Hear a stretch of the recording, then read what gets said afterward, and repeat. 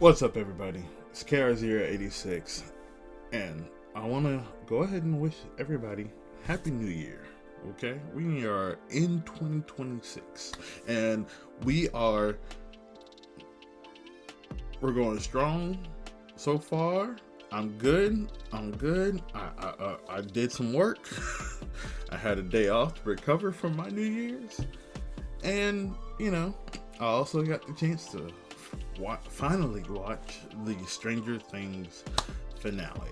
And granted, I loved it. Okay, I loved the entire show, every season, and this is a show that I didn't think I was actually going to get into. When the first season came out, I just didn't think it was worth my watching. And then all of a sudden, my friend had me binge watch season 1 before season 2 came out, and I was hooked.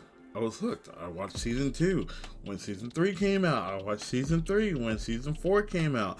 And that scene, you know what scene I'm talking about? Max running away from Vecna to running up that hill.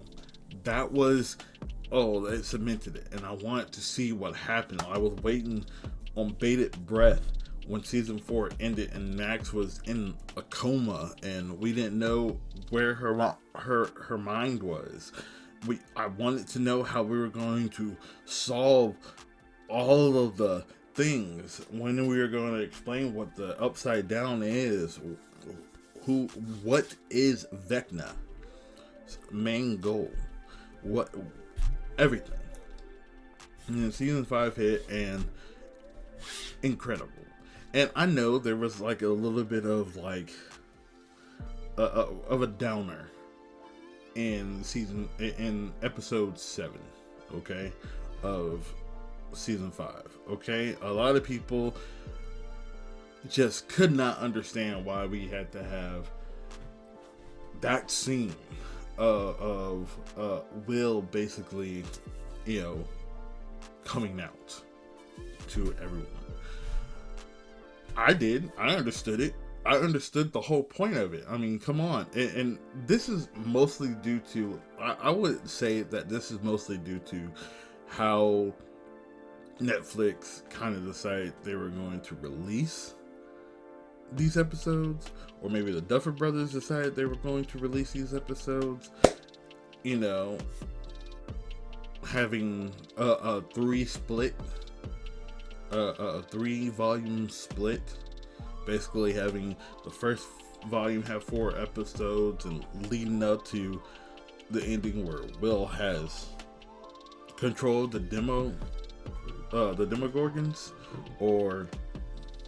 and then volume 2 leading to the end, near the end of it, where Will comes out to everyone, and then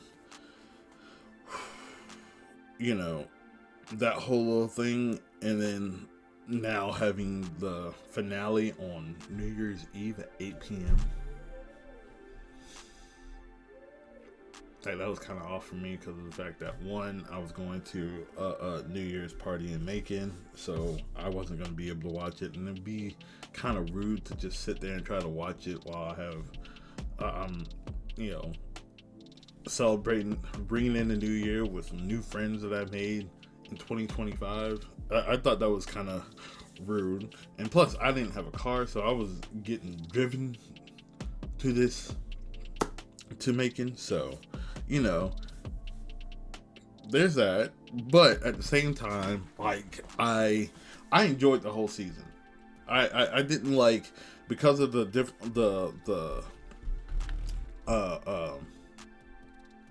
gaps between the seasons, the volumes and all that stuff. I still retain the knowledge of everything that came before in the first 4 episodes, I'm sorry, and everything that happened in the second set of episodes, the 3 episodes there, and then of course the finale. I retained all of that information because I knew it was going to mean something. And it did to me. Okay. Yeah, and there was a little bit of spoilers for Volume 2 and Volume 1. I get that. I messed up. I should have given you a spoiler warning. I'm pretty sure I put a spoiler warning at the beginning of this. The moment I start, like, spilling the beans. But at the end of the day, I enjoyed what they did. I understood the story that the Duffer Brothers were trying to tell. And I, like a few people, do believe that, and this is one more spoiler warning, that 11 is alive. Okay, 11 is alive, and I am so sure of it. So sure of it that I did something. I went on ChatGPT. Okay, granted, I get that a lot of people don't like AI, but I've been kind of, you know, when I come up with like some idea that I really want to talk about, or not idea that I really want to talk about, but when I come up with some kind of theory that I want to like kind of bounce off of somebody, I decided I was going to try to use ChatGPT for the first time, and I did. And the way I was putting in the information, because I don't think ChatGPT understood what was going on in season 5, everything kind of makes sense, and the plausibleness of Mike's theory at the end of the finale makes so much sense, because if you really pay attention to everything that was going on during the finale, yeah, there were enough gaps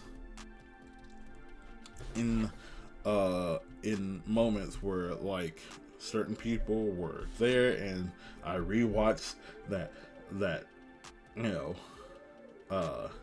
scene with 11 at near the end, multiple times to like really understand it, and truly it was there even in the scene. So that's where I want you. That's all I gotta say about that, because initially I was going to make a video about how plausible that theory was, like all the things that could have possibly happened, possibly a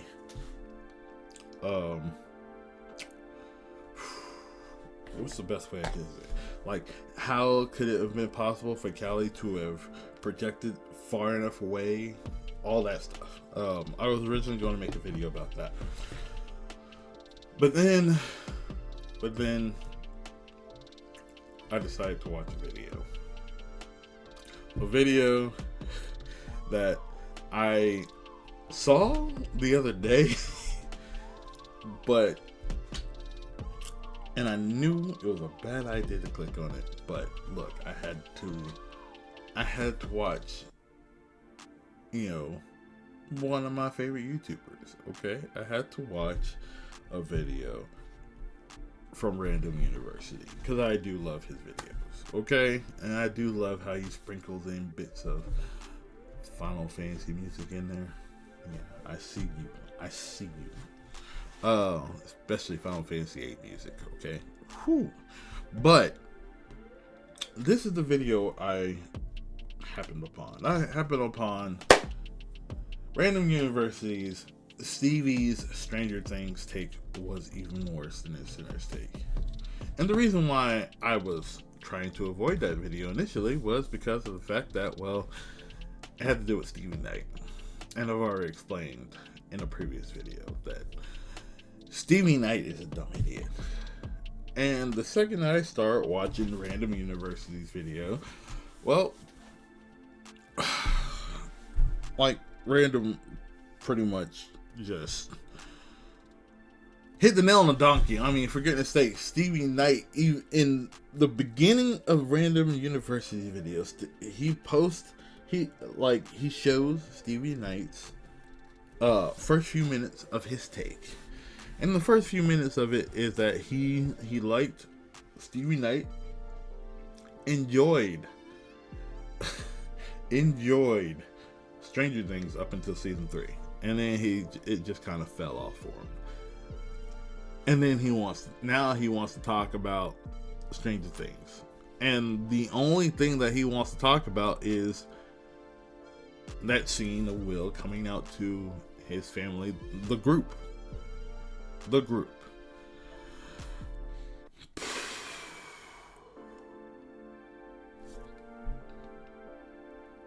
And of course, he goes into, oh yeah, Stranger Things doing go dare things and all that stuff. Look, hush up, okay? And I want everybody to hush the fuck up about Will's sexuality. Because, okay, me personally, look, I'm as straight as they come. That seems stupid to even say. Okay, look, I've always been into women more so than anything, okay? But I also have mighty respect for the LGBTQ community, okay? Even though sometimes I do disagree with some of the representatives of the community, especially some of the representatives of the trans community.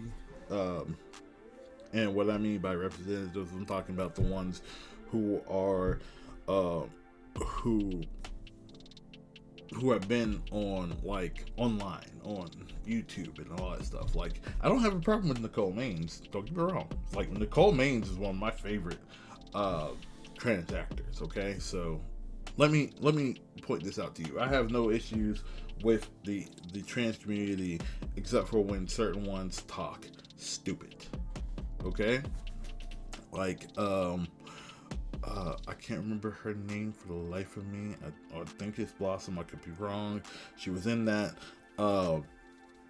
She was on that. She was on the liberal panel of the conservative liberal trans debate that was going on Jubilee a while back. I can't stand her for the life of me. And also had an issue with the non-binary person on the panel, because look, you're the non-binary representative on this panel.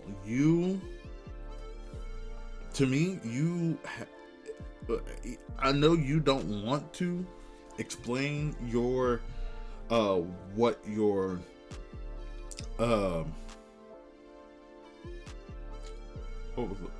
gender. I'm having an issue with words right now. What makes your what you have to say relevant in a trans debate? Okay, I know you don't want to. I can't think of it. Like body dysmorphia or gender dysmorphia. I can't remember which one it was. It's been a minute. It's been like at least 2 years at this point. But regardless, you being on that platform is a way for you to help everybody who doesn't understand why non-binary should be connected with the trans community. You, as the person on this panel, as the only non-binary person on that panel, should have, in my opinion, you should be willing to give up the information of what your body dysmorphia or gender dysmorphia was, in order to help other people understand. And therefore, by helping other people understand your plight, there is a possibility that you could reach more without having too much backlash, or not backlash, but too much without really kind of ruining things. Well, not ruining things, but like you could actually have better helped the non-binary community be accepted. by explaining your thing, because you are a person who, you know, who is there, who's out there, who's a face to a face for non-binary people. That's the best way I can put it. Anyways, regardless, I don't, like I said, I don't have too much of a problem with the LGBTQ community, okay? It's just this, okay? Like, I remember back in 2020, 2021 or so, when DC was trying to be more inclusive, okay? And they kind of, like, some of these, the way that it was kind of brought to a whole bunch of people's attention, especially my attention, was with the article that Superman was now gay. Now, I don't know if it was some random grifter who kind of just flubbed words or made like some rage bait type title for it, but basically it made everybody go like, what the hell, dude? Like, you know, it's been like almost for the longest period of time, it was it's been established that Superman and Lois Lane were the couple goals in actuality, and they already had their son John Kent. So why the heck would Clark Kent, Kal-El, Superman all of a sudden become gay? And then it turns out that it was actually John Kent who has now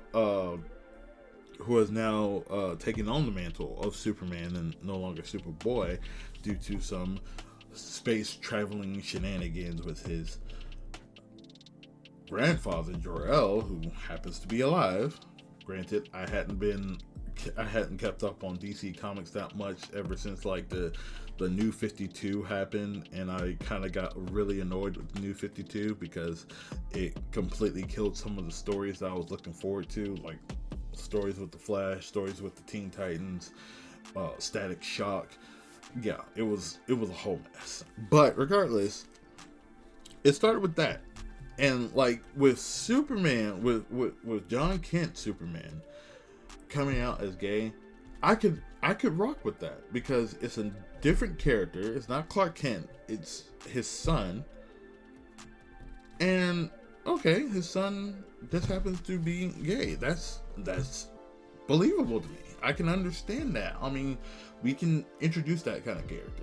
But I did have at first I had a little issue with them now saying that Tim Drake, my boy, my favorite Robin, is now bi. And not because of the fact that I have an issue with bi people, or I have an issue with them turning a favorite character of mine into somebody who now likes men and women and the such. It wasn't that. It was just I felt like it wasn't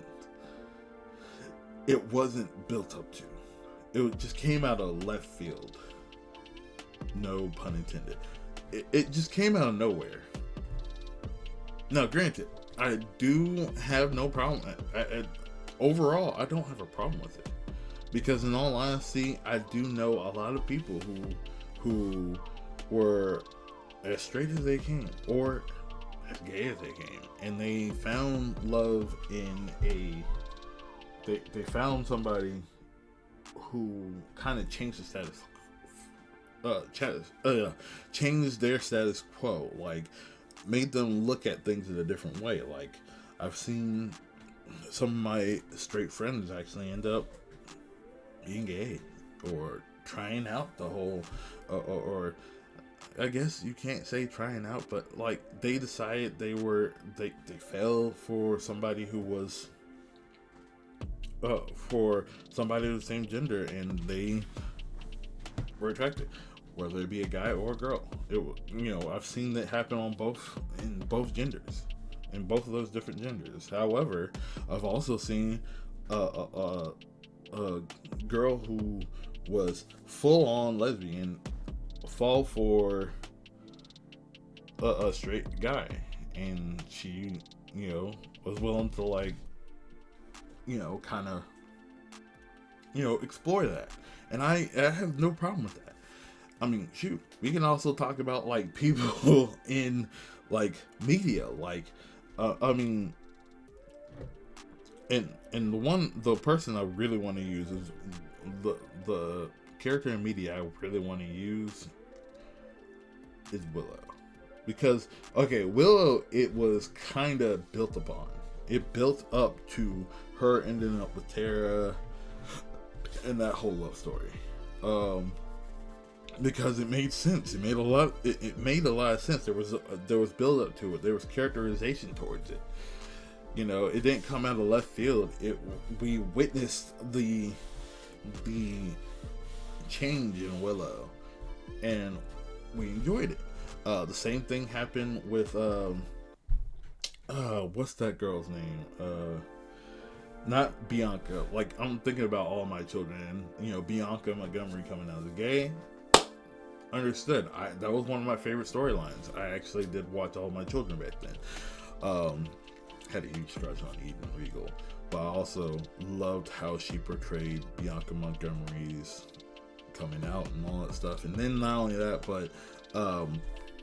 but you had a character who was twin sister of Bianca's first girlfriend, who you kept seeing her have so much love for Bianca, but she wasn't sure if it was because of the fact that she actually loved her romantically, or if it was like a love of friendship. And you kept seeing like the build up on will they, won't they, and all that stuff. That's understandable. But like I said with Tim Drake, it was just like out of left field.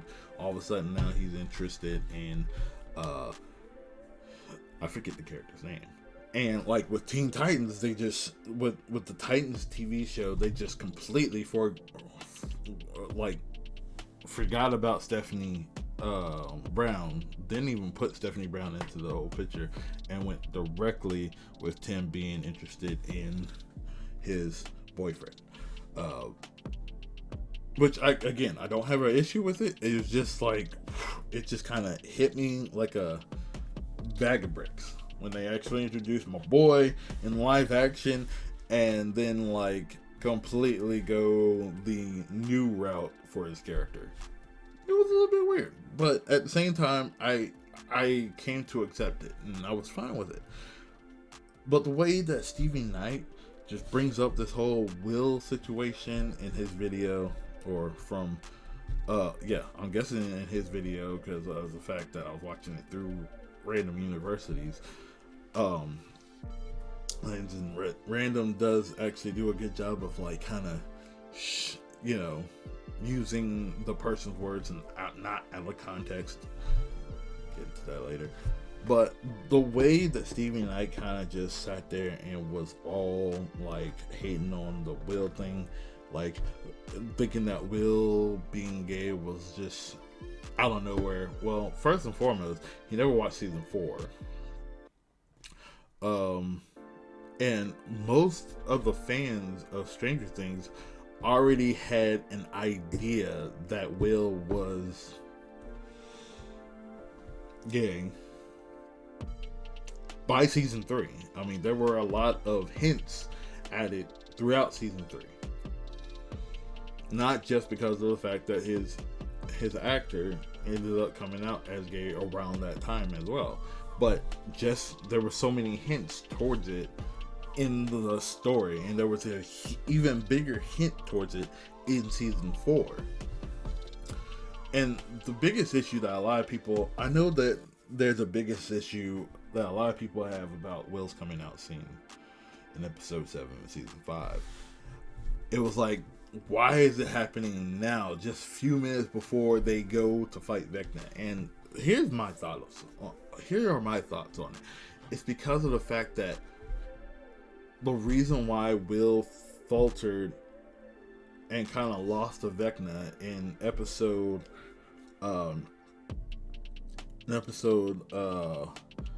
6, I believe. The reason why he kind of faltered was because Vecna still had something to something against Will to prey upon. You know, his fear of his friends finding out, and they all kind of just, you know, leaving him in the dust because, well, they don't, you know, they don't mess with Will being gay or something like that. Even though you could tell, like, throughout the show, you can kind of tell that they don't really care. They kind of have a feeling, but they don't really care. But at the same time, it's like, you know, he doesn't have that idea. And you also got to think about the time period that the show is taking place in the 80s. Now, while there was a lot, there seemed to be a lot of, like, androgyny going on. There were some people who were coming out in the 80s, who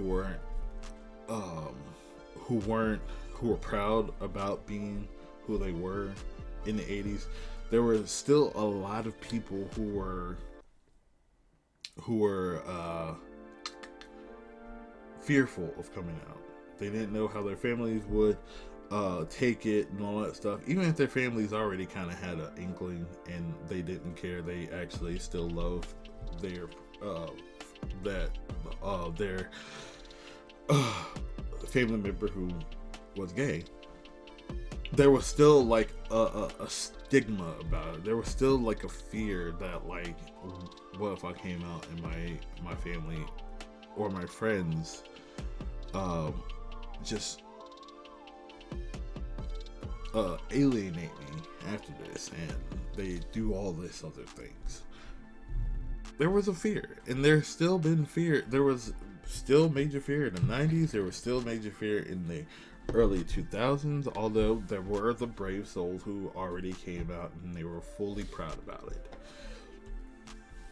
You know, it's and you know, I have bad feeling. Not bad feeling, but my heart does go out to those who are still out there, who are still in the closet, who are even more scared now to even come out because of how their family are, thanks to, you know, the way the world, especially America, is now about people coming out, or, well, not even just people coming out, but people being trans or all that stuff. But the reason why it happened at that time is because, okay, let's look at those 3 episodes of volume 2 of season 5 very closely, okay? We immediately take off from Will kind of manifesting his powers after getting that, after remembering the talk he had with Robin. To him automatically trying to immediately knowing that he has this ability to, like, kind of tap into Vecna's mind and abilities. They immediately tried to use those against Vecna. And, well, think about it from this perspective. Okay, let's say you just randomly gain superpowers overnight, and you already had to deal with some dude who had superpowers for a long period of time, and you go to fight them with your newly acquired superpowers. Who do you think is going to win that? The person who has mastered control over his powers, or the newcomer? It's obviously going to be the person who mastered it. It's kind of like if you are a Dragon Ball Z fan, or saw Dragon Ball, not Battle of the Gods, but Resurrection of F. Okay, you know how Frieza went and trained for about 6 months after he got revived in that movie. Okay, he trained for 6 months, he got his golden form, and he immediately was like, oh yeah, let's go, I want the smoke with the Saiyans, right? And Goku and Vegeta had already experienced Super Saiyan God and had acquired the Super Saiyan Blue transformation. Okay? And during the fight, Goku immediately understands what Frieza's weakness is. Even though Frieza has his new golden form, okay, Goku automatically has already figured out, oh yeah, I'm gonna win this. Vegeta can kick your ass too. Simple as that. And the reason why is because Frieza didn't really train and really master his new form. So his new form is just kind of, it's just kind of blasting.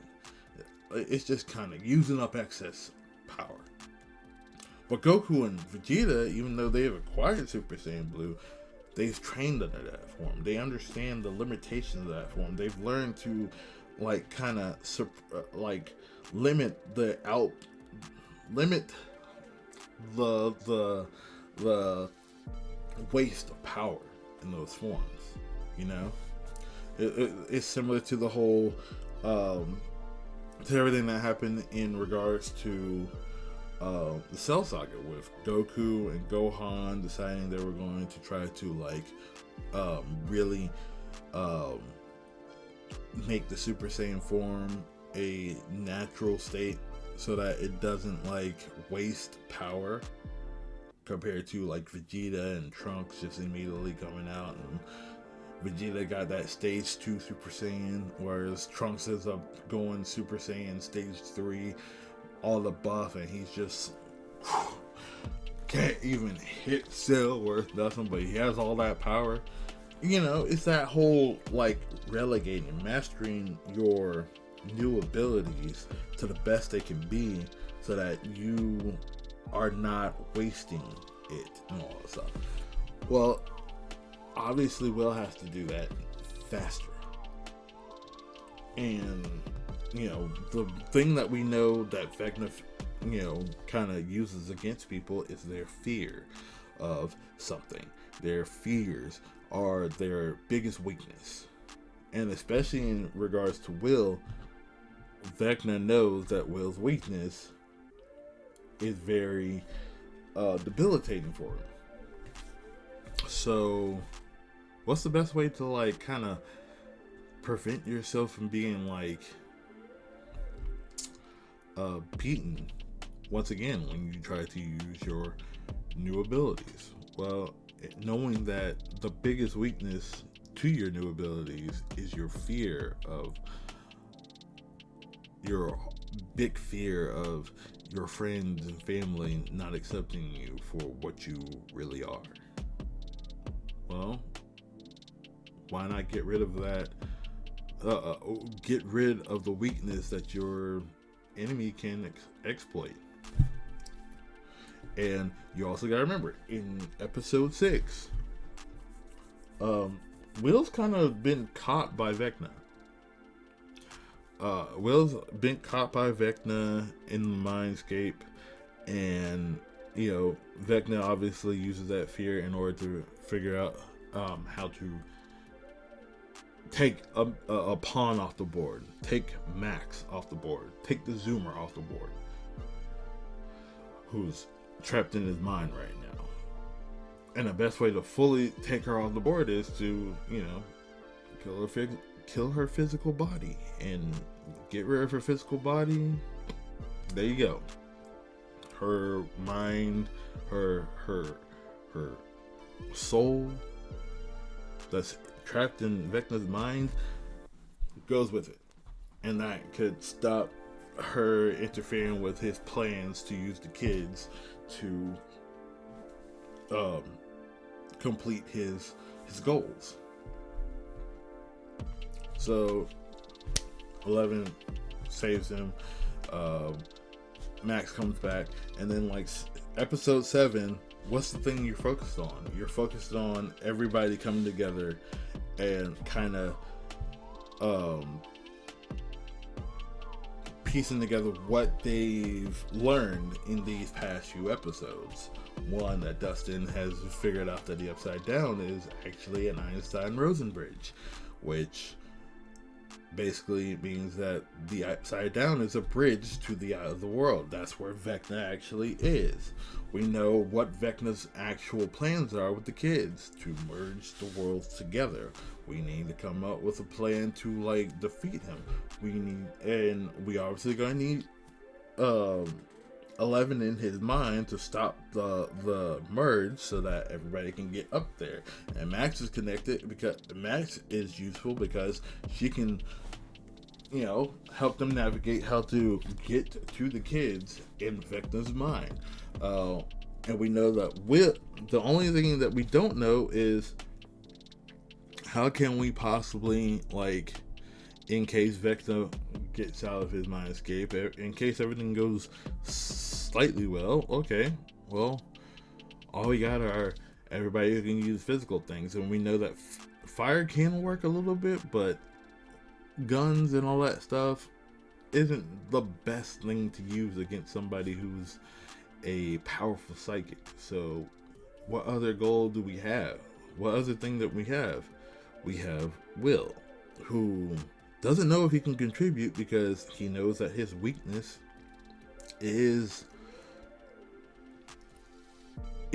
a potential can be used against him. Well, before we end the show, before we get to the actual fight, why not go ahead and explain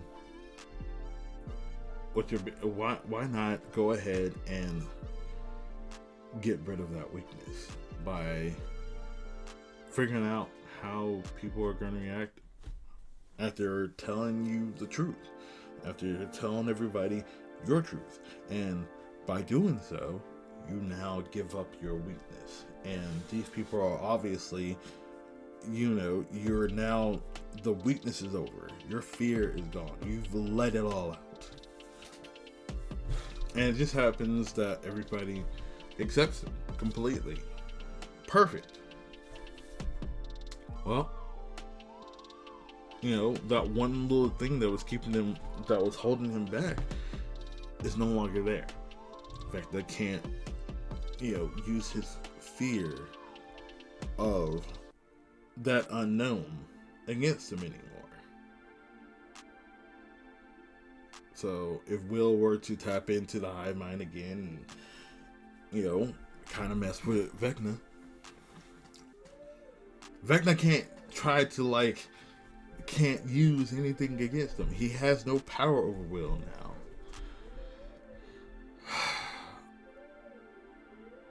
And guess what? In the finale, yeah, we see that happen.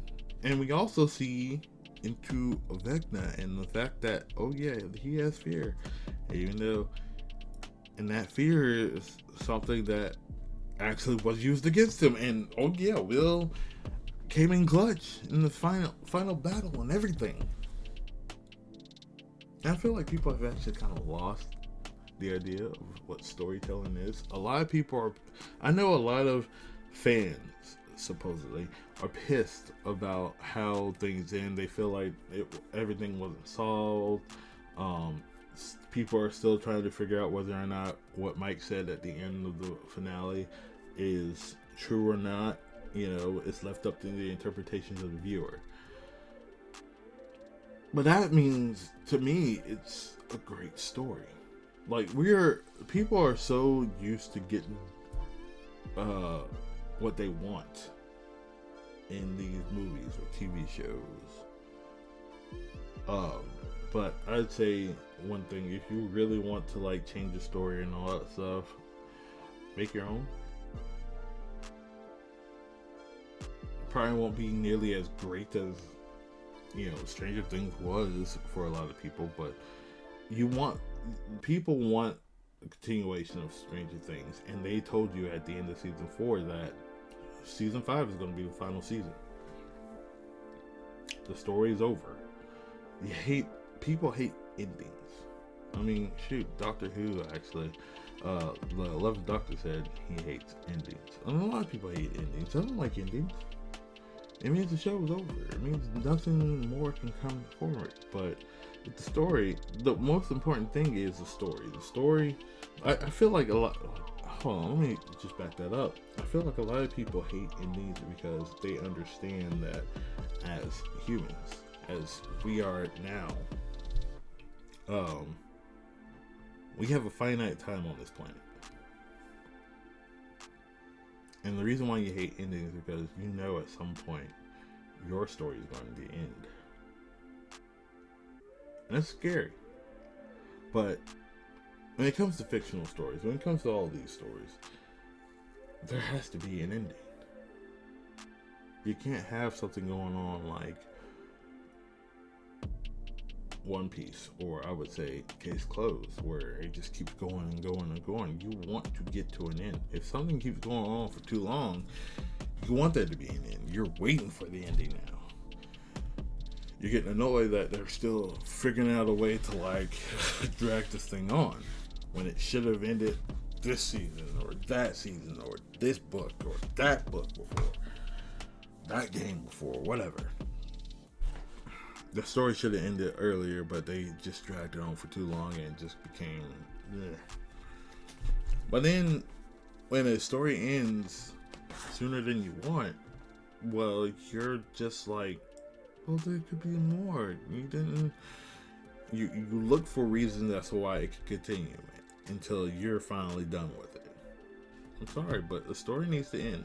And when a storyteller is done telling their story, they have to end it.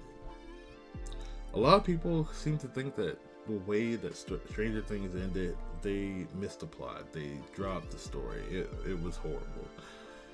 But in my opinion, no, it's not that. The Duffer Brothers told a story that was great. It had all the elements that it needed. People had happy endings, but they told a real story too, and that not everybody can get a happy ending. Not everything could just be like this well-rounded thing. I was happy with the Lucas and Max storyline ending because they built upon that. How Lucas truly cared about Max in season 4, and by the end of season 4, he's right at her bedside. At the beginning of season 5, he's right by her bedside as much as he possibly can, and he did not drop that girl once during the hospital scene, during the hospital demo dog scene. Okay, he refused to stop that song because he thought that song was necessary for her to come back. And she understood that Lucas was her port of call, her light, her candle in the window. Love that bit. I loved every bit of it. And then, yeah, I do have some criticism, yes, but at the end of the day, overall, the story was a 9 out of 10. I would never give a story 10 out of 10 anymore. The only story I've ever given a 10 out of 10 out of was maybe Kamen Rider Guy. Maybe Forze. I don't know. Pretty sure it was a Kamen Rider show. Or no. It might have been a Final Fantasy game. I don't know. No, Final Fantasy 9. Yeah. As much as my favorite Final Fantasy is Final Fantasy 8, Final Fantasy 9, that shit was 10 out of 10. Just saying. That was a 10 out of 10 for sure. Especially at the end when Zidane comes back and Garnet just running through her. She gets up to him. They hug and she just you know, I don't, this video is going too long. I'm making this huge thing all because of the fact that Stevie Knight decided he wanted to put his dumbass 2 cents into something that he shouldn't have put his dumbass 2 cents in. Oh goodness gracious. This video is long. This video is hella long, but you stuck by me. I know this is the first video in 2026 that I've made for this channel, and I haven't let it go on for too long. But it was a rant. It was a rant for good reason. Stranger Things was great. So if you got to the end of this video, yeah, throw a like, subscribe, help me get up to my goal for this year. My goal is 500 this year. 500 subscribers this year, because we're going to put some more effort into it. And you're going to see a lot more video game content too. 2026 is our year. That's what I'm going to say over and over again. My mom used to say this about every year up to this point, but I'm saying it now. 2026 is our year. The year that everybody gets what they deserve, gets what they want, gets love, happiness, all that kind of stuff. We are going to make this year grand. And I'm going to play a lot more video games this year. Because I did not do much video games last year. I'm going to go through a whole bunch. Like, shoot, I just... What did I just buy? Earlier this morning, I paid... What was it?